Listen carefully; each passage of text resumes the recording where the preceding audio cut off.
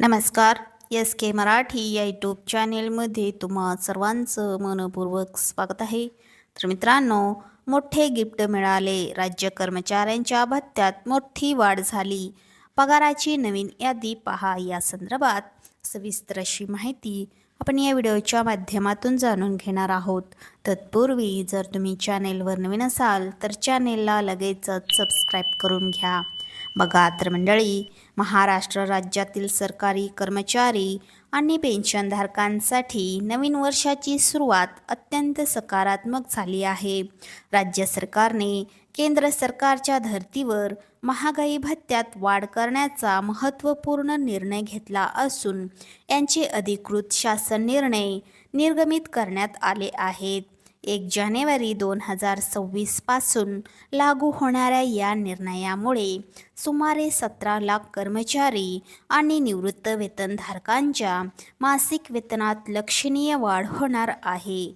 ही वाढ 8व्या वेतन आयोगाच्या अंमलबजावणीच्या दिशेने टाकलेला एक महत्त्वपूर्ण पाऊल मानले जात आहे. बघा तर मंडळी, महागाई भत्त्यात झालेली वाढ आणि नवीन दर या संदर्भात आपण सविस्तर बघूया. राज्य सरकारने महागाई भत्त्यात 3 ते 4% वाढ केली असून यामुळे एकूण महागाई भत्ता आता 60% जवळ पोहोचला आहे. जुलै 2025 पर्यंतचा दर 55%, नवीन दर जानेवारी 2026 पासून संभाव्य 60%, थकबाकी जुलै 2025 पासूनची वाढ. महागाई भत्त्याची थकबाकी कर्मचाऱ्यांच्या भविष्य निर्वाह निधी खात्यात किंवा रोखीने पगारासोबत जमा केली जाणार आहे.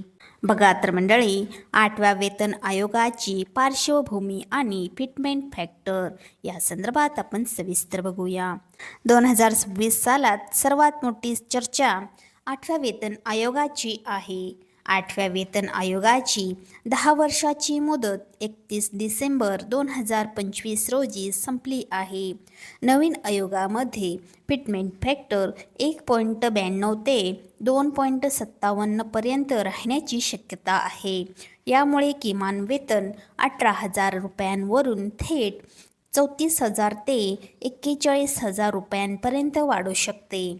जरी पूर्ण अंमलबजावणीला काही अवधी असला तरी जानेवारी 2026 पासून मिळणारी ही महागाई भत्ता वाढ कर्मचाऱ्यांसाठी मोठा दिलासा देणारी आहे.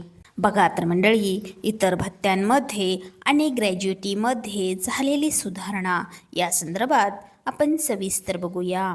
महागाई भत्ता 50% पुढे गेल्यामुळे नियमानुसार इतर काही महत्त्वाच्या भत्त्यांमध्येही आपोआप वाढ झाली आहे. घरभाडे, शहराच्या वर्गवारीनुसार HRAच्या टक्केवारीत सुधारणा झाली आहे.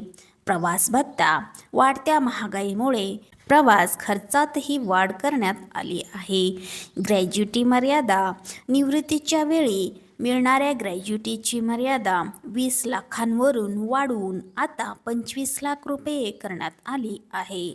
या निर्णयामुळे राज्य सरकारी कर्मचाऱ्यांच्या आर्थिक स्थितीत मोठा सुधारणा होणार असून नवीन वर्षात त्यांना मोठा आर्थिक लाभ मिळणार आहे.